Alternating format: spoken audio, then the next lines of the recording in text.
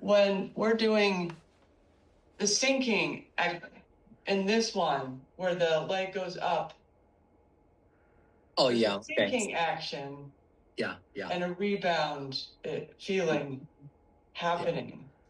I haven't, we haven't really discussed a lot about what's happening in the sinking of when the foot is down and then it moves up. I can feel a sinking, this sort of sinking back like this in the body. Yes. Can Yes. you talk more about what actually is happening from a, Okay. yeah, So you are referring to Song Gong number 5 on the 5? second half, Yeah. Kan He.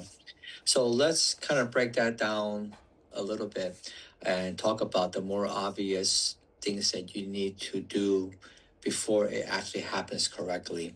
It's almost like painting, right? If you get a can of paint and you just paint, well, it's a new paint job, but you got to do the prepping.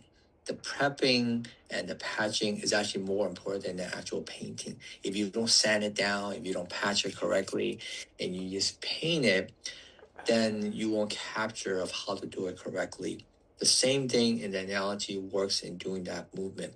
You need to prep internally of what to do externally and internally to work in harmony to do it correctly. So let's cover that first as we go into the more detailed, juicy information of how to do it and why we do it. First, you need to be in correct posture, meaning that you're not standing up straight, you're not just upright, but you're in a bow-like stance.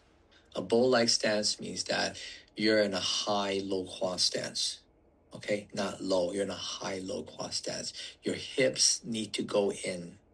Your hips need to go in. If the hips do not go in, you don't have the suppleness of going up and down. So the hips need to go in. The pelvis needs to tilt as part of that bow-like stance when you're standing from the top to the bottom. That needs to happen. Uh, all the joints need to be open. The fascia needs to be expanding, going downwards. The muscles need to hang. We talk a lot about that in terms of the hanger and the clothing, right?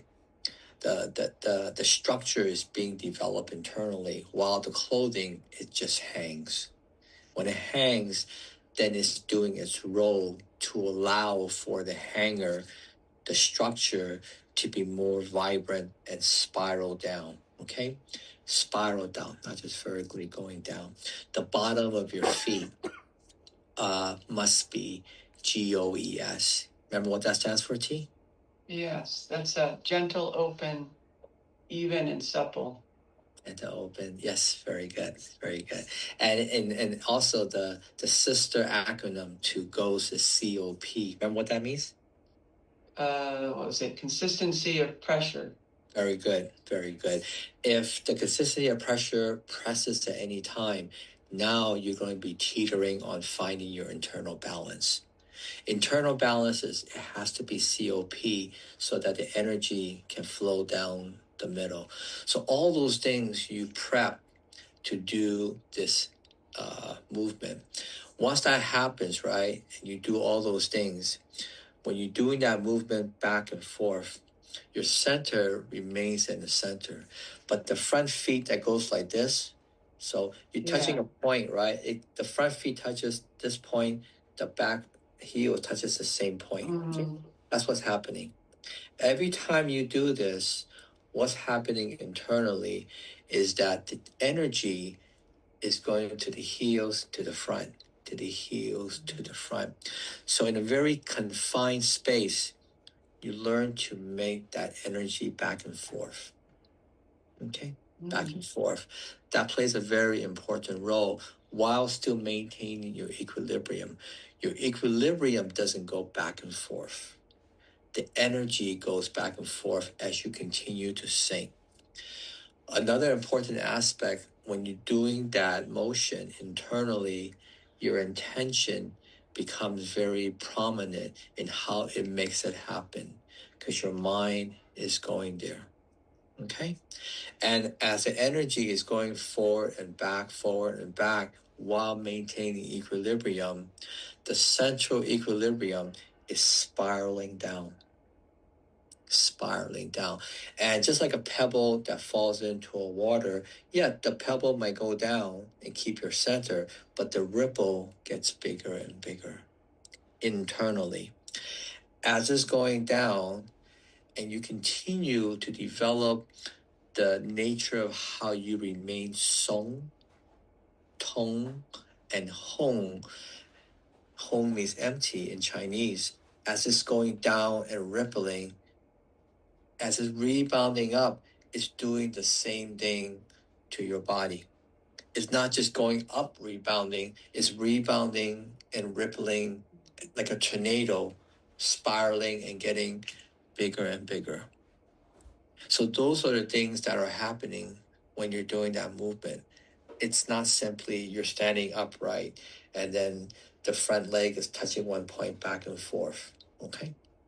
And when you feel that more and more and more, what's happening is that now you're working like on a single leg stance to continue that development of how you go deeper and deeper. That's what's happening. And as you're going deeper and deeper, the byproduct is you're developing more song, tong, and hong, which is a very important aspect of what we're developing in IST. And once you have that as a premise and a stronger foundation, all those other things that we talk about in the acronym are happening without you having to think about it all the time. In fact, you don't want to think about it. In the beginning, we're talking about it. It's part of the entryway of understanding it, talking about it. But then once you do it more and more, like in that Song Gong number 5, the second half, all those things are happening when you're doing it. Your chest is sinking, your back's expanding, your mind is clear, your Zhongding is developing more and more. It's spiraling in this kind of a way, it's spiraling up. All those things are happening. And you say, wow, that's a long answer for a short question. But that's why you don't try to remember it. I've said that before in class. Don't remember anything I say and try to memorize it. IST is not memorization.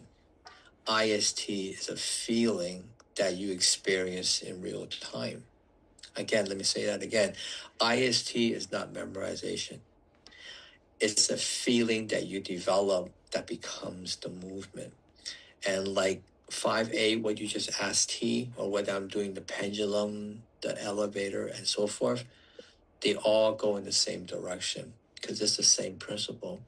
And once you have it, you know it, then you start to see the correlation, the relationship in all of them. Because they're really all the same when you get to the principles. They're just done in a different expression. Mm-hmm. That's all it is, and it's once you have that, then you understand what I'm talking about. So the people that come to the in-person class, they are beginning to see that more and more right now because of, oh, didn't that drill 2% have that? Oh, this one has it too. Then you start to manifest it in that type of enrichment and how you understand it. And but what we're doing here is still very important. It plants a very important seed. And as you grow in the IST practice, in the law of attraction, where your thoughts go to, you'll find somebody where you're at. Everywhere there's somebody that's doing it. It's just how you connect with the stars and how you find people. I know that to be true. When I started on this journey, although I started Tai Chi over 40 years ago, my journey into IST is less than 10 years. Because I was so consumed by it, it connected me with so many different people. Because it was something that I wanted to learn very, I guess if you could say very badly. I knew it was my calling. I was just gravitating towards it. So as a result, I started meeting all these people because of how my thoughts were being processed, how I was developing my universe, where I wanted it to go. So it connected with me with so many different people in San Francisco. In San Francisco. And wherever you're at, you can find people. But you need to create those thoughts, manifest those energies, and you will find somebody that will align with you and what you want to learn. And from there, you says, God, you're just only a couple blocks away. You're 10 minutes away. If I knew that, I would have called you up or met with you, right? But it takes time to develop those energies. It's very possible. That's why doing it now is a good thing, because you're planting the seed. But as you get more into it, you will find somebody no matter wherever you're at, because they're everywhere, even in other countries. In other countries, right? I've traveled to Vietnam, to even Mexico. I'm practicing, and someone say, "Hey, then you start talking, and you find that they're doing something kind of similar, and that's how it works. Okay, so here is just a good foundation to have. So thanks for bringing that question up, T. Hope that helps. Okay, helps a little bit. Yeah, and then we'll revisit it again. In another few months or half a year, we'll talk about it again. Then you may ask another question similar to that, but because of your progress, you may ask it in a different way, and that's what's going to happen. That's how it works. When I go back to ask Sifu Chen, I ask them different questions related to the same thing because of my progress, and he gives me his answer and how it's done in that light.